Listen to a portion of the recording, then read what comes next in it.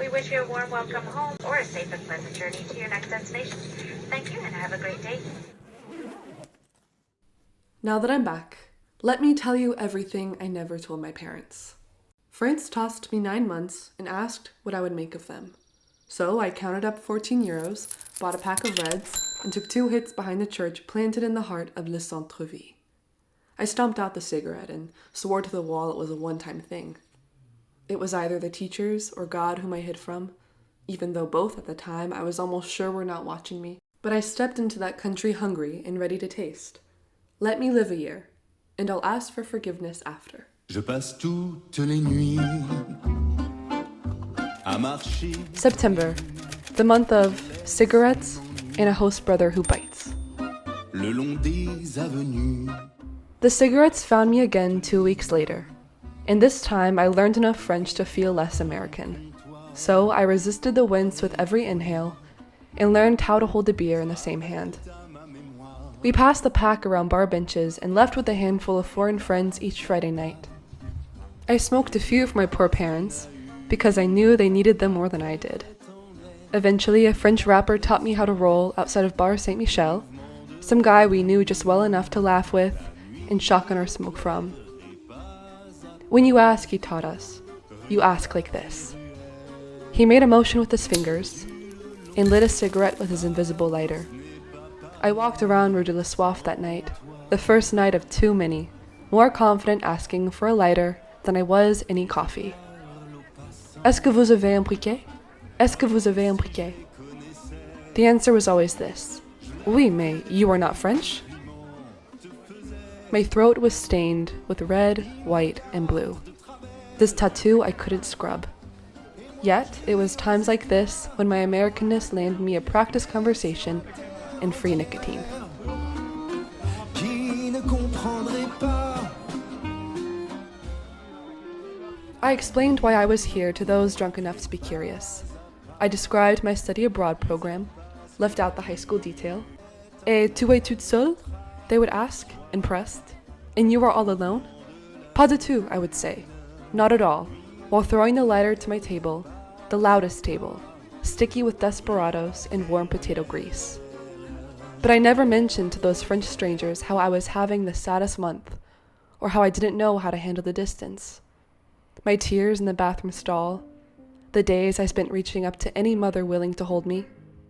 I never listed all the people who stumbled the road behind me, illuminated with the volume only Americans seem to have, or how I thought, when May comes, how easy it will be to leave them all. My French was not good enough to say this yet.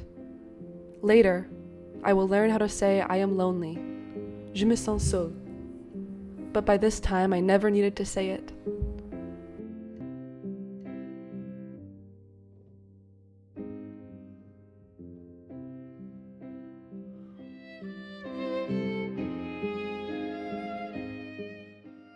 When they asked, I looked to the crowd behind me.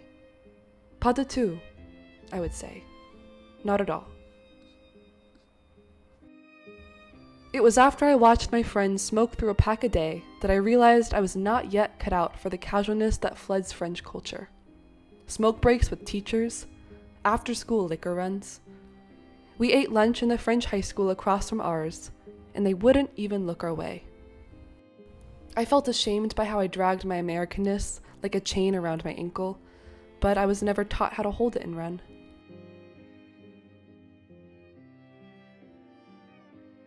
I couldn't understand the jokes, and even sadder, I didn't know how to make them. I didn't yet know the French equivalent to "that's what she said," nor did I have a dad to high-five after a good one. I was a vase, emptied of everyone and everything I knew. But each day I learned a new word, and if I really listened, I would pick up a phrase like, c'est pas grave, it's no big deal. I lied with that one a lot. Everything in September was so big. I left the cigarettes only for when I'm offered and picked up a book. But it wasn't long until I remembered the upside of being alone in a foreign country. I was 17 years old, and my parents were miles away. So I called up a friend with a brilliant idea. Let's see what happens if we try to buy a bottle. The year's most dangerous proposition, I'll do it if you do it. Ton visage ressemble au paradis. J'oublierai toutes mes mémoires. High five! My parents would call and I would slip up. Each time I gifted them one sentence, stressed and sleepless on the other end of the line. Guys, at least I'm not pregnant. If anything, they're relieved that this one lasted the whole 9 months.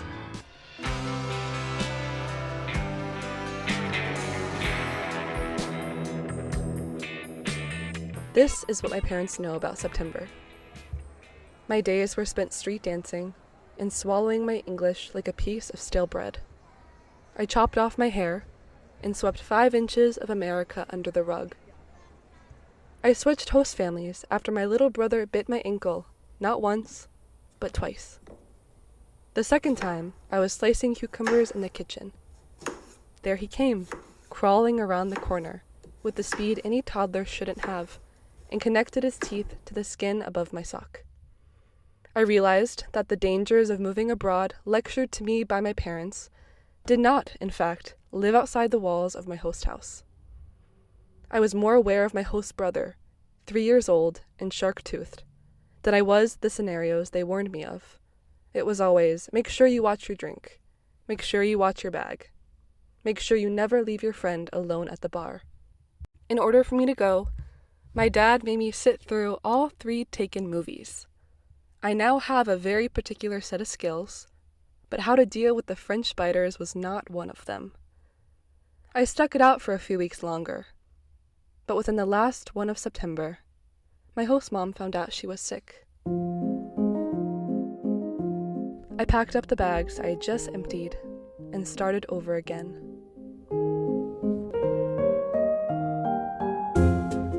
They moved me to a pink house. The garage smelled of cat litter and week-old laundry. 6 bikes stood to the right of the door. I ended September with a family of 5. I now had a 14-year-old host brother, Guillaume, and 2 host sisters, Rebecca and Elisa, ages 9 and 17. My host dad showed me around the house and hauled my suitcases up the stairs and into my room. It was a stretched, thin room. The walls were all white, and my bed sheets dark blue. On the back wall stood my closet and a latched window to the left. I opened the shutters to see the rest of the pink neighborhood. Later, I learned what French not to use from the angry elderly couple across the way. Each night, one would upset the other, and I would try to make out what they were yelling about. On the mornings that followed, my host family would ask each other, laughing, "Vous avez entendu ça?" By their tone, I could tell they've lived with the noise for some time. I rarely roamed the house, after discovering how staying in my room felt more like a hug than anything I've experienced in September. It wasn't until the last week of this month that my host sister, Elisa, bought music festival tickets and asked me to tag along.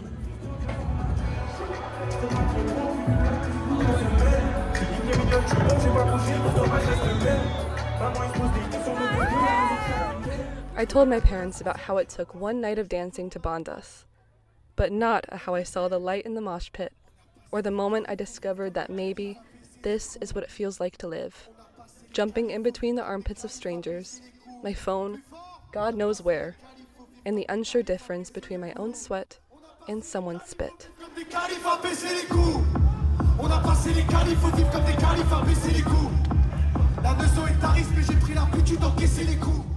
Elisa was the first one that stuck.